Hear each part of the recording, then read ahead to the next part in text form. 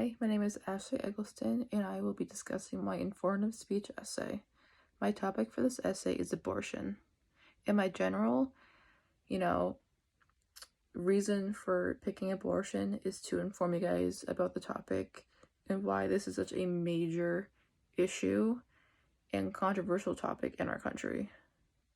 My scientific purpose is to inform you guys in believing that every woman should have the choice of abortion and that it shouldn't be a taboo topic to talk about in our country. My theme statement is that the government should not have control over women's bodies and that it should be up to the individual woman and they should be able to do what they want. My attention seeker for my essay or my introduction is,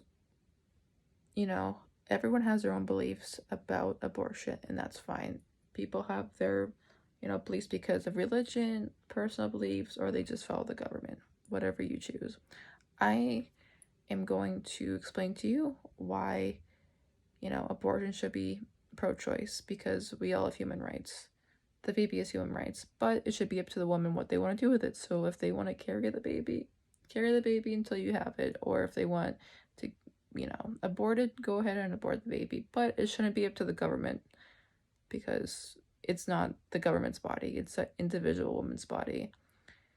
And I think it's very unconstitutionalized to, just ban something like that because it's such a wide variety of a topic. And it's just overall not right, and it's not the right thing to do, and it's just not free choice. Like, if something, we're not a dictator country. I can see if we were a dictator country, that's fine. But we're, America, we're the home of the free, land of the free. It should be up to the individual and what they do with that fetus. So you may be asking yourself, what is abortion? Abortion is a medical term to end pregnancy in a woman. And abortion is usually done when a medical professional goes into the woman and removes a placenta, fetus, or embryo from the woman's uterus. This is usually done in a very safe place, like a Planned Parenthood, and by a medical professional. So, according to a Verywell Family article, 40% of the time, this is usually because of bad timing. So, the person gets the abortion because of bad timing. And then 36% of the time, it's partner issues. So, the woman isn't getting along with the man, someone cheated, if there's abuse taking place, or they just can't be together. And then 26% of the time, it's usually done because they need to focus on themselves. So, mental illness, mental health. Someone's in school, the woman's in school, and she just cannot physically handle it at the moment.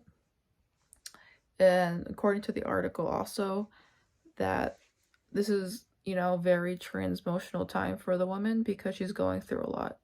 And with the society beaming down on her, she can't handle it all at the moment, or at the time period.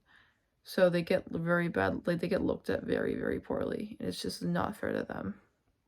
Now that we know about what abortion is, we can transition into the misconceptions about abortion and why these women get such bad raps in our country.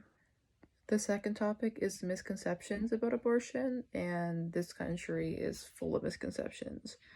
A lot of men, especially, will look down upon a woman for getting these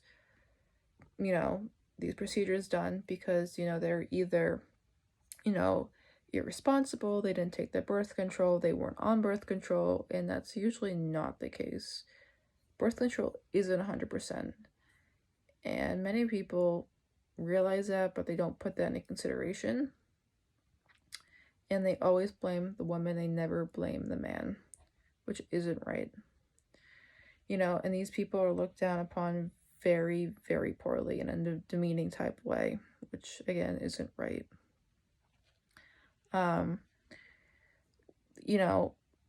These women aren't taking the easy way out. These people deal with the burden of having an abortion for a very long time. And again, with this being in the media and people talking about it poorly, it sticks with them very, very much so for the rest of their life.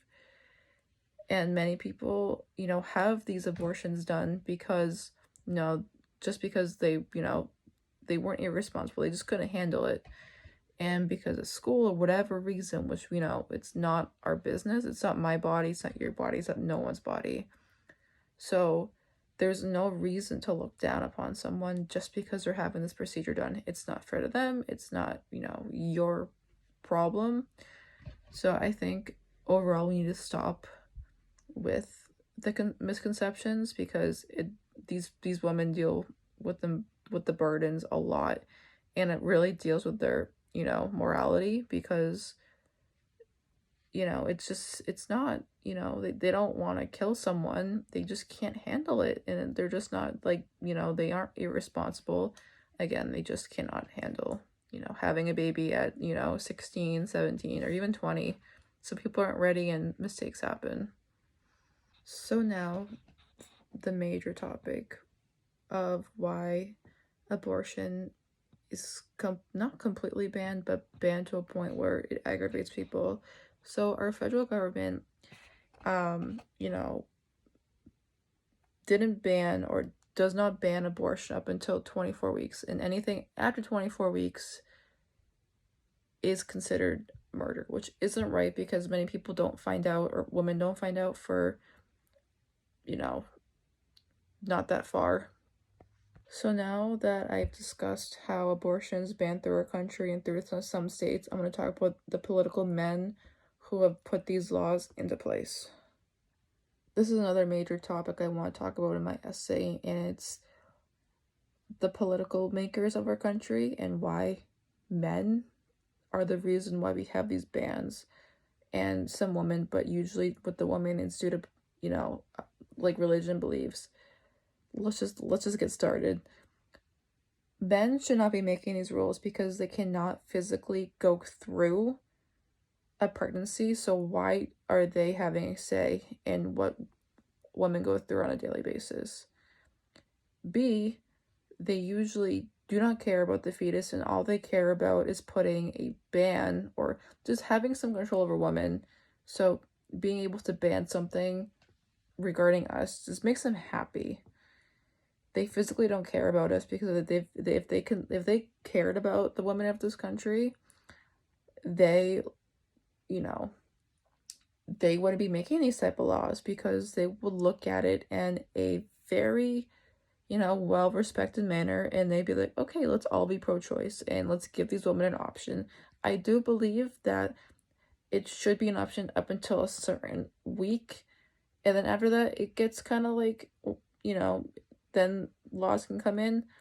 But I don't think 24 weeks is that many weeks, especially when a fetus has a heartbeat by 6 weeks. So, and many women don't find out that they're pregnant until like after 6 weeks, so it really doesn't give many women time. It's just the fact that these men run our country and think that this is gonna stop us. Like, it's not gonna stop us. We need more women in power to override this type of situation, because it's not right to us. Since I just discussed why men have such a big role of how abortion's viewed in our country, I'm going to talk about the final topic, which is how I am comparing America to different countries when it comes to abortion. So we all know by now that America is weird when it comes to abortion, because many countries, are very much pro-life, and they don't hold a grudge against a woman, and they don't ban abortion. They're very, freely about it. But in our, country, we have something called fetal homicide laws. And fetal homicide laws is when a woman kills an unborn baby. In this country, that is murder. So these women, when they kill their unborn baby and, through abortion in a banned state, they are thrown in prison, and are held with and they are held with murder. They're held with a murder charge because they killed a baby, even though it's not born yet. And this just isn't right. With so many reasons, because it I know it's considered alive, but it's not. And the fact that our country has this law, and just, you know, it's mind-boggling. An example of the fetal homicide laws is, for example, say, I hit a pregnant woman with a car. I would be held with 2 counts of murder, because one would be, I hit the woman. I would also be counted with a second murder because I also killed the unborn baby. This just overall isn't right, and I do not agree with this, and you shouldn't agree with this, either. This is why our country is in flames.